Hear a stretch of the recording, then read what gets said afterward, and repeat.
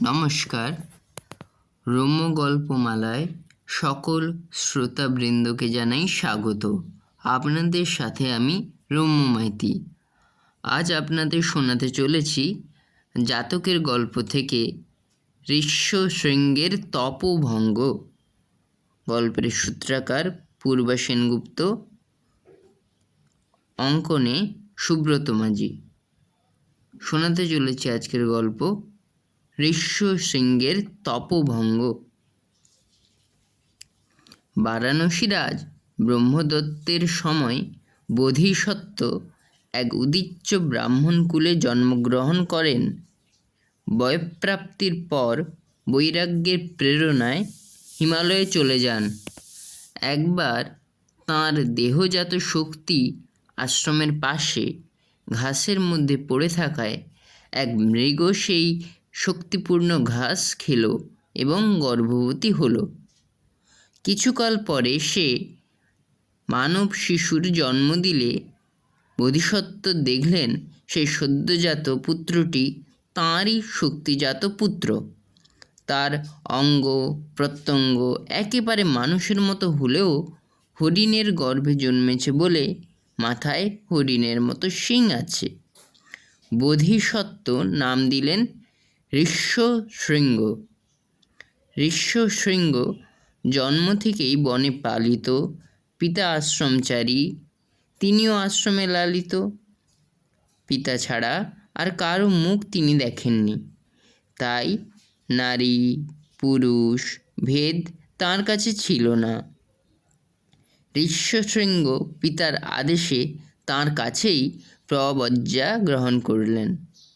চিরকুমার ঋষ্যশৃঙ্গ ধীরে ধীরে গভীর তপস্যায় মগ্ন হলেন। তাঁর ধ্যানের তীব্রতায় দেবরাজ শত্রুর আসন টলে উঠল। দেবরাজ ভাবলেন, ঋষ্যশৃঙ্গের তপস্যা ভঙ্গ না করলে সে আমার আসন হরণ করে নেবে। ঋষ্যশৃঙ্গের তপস্যা ভাঙার জন্য শত্রু উপস্থিত হলেন বারাণসী রাজের কাছে। তখন বারাণসীর চারিদিকে হাহাকার।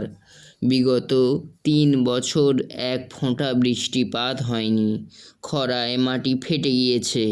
কৃষক এক ফোঁটা বৃষ্টির জন্য দেবতার কাছে প্রার্থনা করলেও বৃষ্টির দেখা নেই। একদিন মন্ত্রী রাজাকে বললেন, রাজন, রাজ্যে যাতে বৃষ্টি হয় সেই ব্যবস্থা করুন, মানুষ না খেয়ে মারা যাচ্ছে। ব্যথিত রাজা দেবতাদের কাছে বৃষ্টির জন্য প্রার্থনা করতে লাগলেন।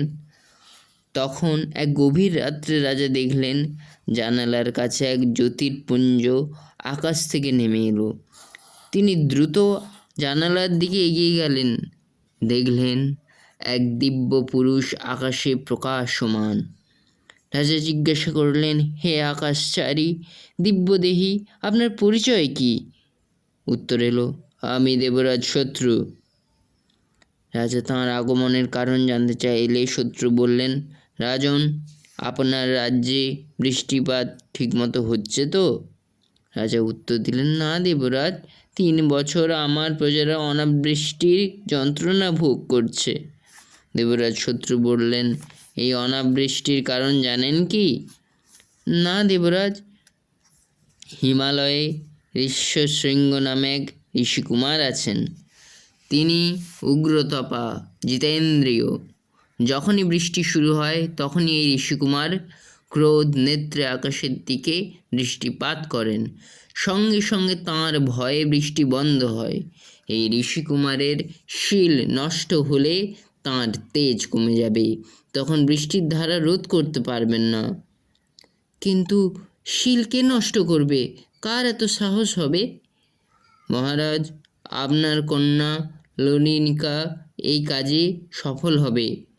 তাকে ঋষির শীল ভঙ্গ করার আদেশ দিন। রাজাকে এই উপদেশ দিয়ে দেবরাজ শত্রু স্বর্গে ফিরে গেলেন। আর রাজা নলিনিকার জন্য অন্তঃপুরের দিকে চললেন। পিতার পক্ষে কন্যাকে এই আদেশ দান নিশ্চয়ই অশোভন, কিন্তু প্রজাদের স্বার্থে তাই করতে বাধ্য হলেন। সমস্ত আয়োজন সম্পন্ন হলে নলিনিকা রাজকর্মচারীদের সঙ্গে চললেন হিমালয়ে। সেই সময় বোধিসত্ত্বপুত্র ঋষ্যশৃঙ্গকে আশ্রমে রেখে বনে ফলমূল সংগ্রহ করতে গিয়েছিলেন। রাজার কর্মচারীরা রাজকন্যাকে ঋষির সাজে সজ্জিত করলেন। নিজেরা চারিদিকে পাহারায় থেকে তাঁকে পাঠালেন ঋষ্যশৃঙ্গর সঙ্গে দেখা করতে। ঋষ্যশৃঙ্গ তখন এক পাষাণ ফলকে বসেছিলেন। রাজকন্যার সে অবয়ব দেখে ভয় পেয়ে তাঁর নির্মিত পাতার কুটিরে প্রবেশ করলেন। রাজকন্যার হাতে ছিল কন্দুক ফল নিয়ে তৈরি খেলনা, যা আকাশের দিকে ছুঁড়লে আবার হাতের মধ্যে চলে আসে। ঋষ্যশৃঙ্গ পাতার ফাঁক দিয়ে সেই খেলনা দেখে মুগ্ধ হয়ে বাইরে বেরিয়ে এসে জিজ্ঞাসা করলেন, এ কেমন ফল, ছুঁড়লে আবার হাতে ফিরে আসে? আর আপনি বা কে? নলিনিকা জানালেন, তিনি ঋষ্যশৃঙ্গেরই মতোই এক ঋষি। দুজনের মধ্যে তখন ভাব জমে উঠল। ঋষ্যশৃঙ্গ কিন্তু না জেনে নারীর সঙ্গে খেলায় মেতে উঠলেন।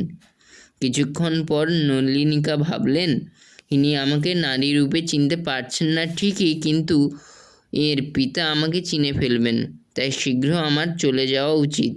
হঠাৎই নলিনিকা অদৃশ্য হলেন। ঋষ্যশৃঙ্গের মনে হলো তীব্র কষ্ট তাকে গ্রাস করেছে।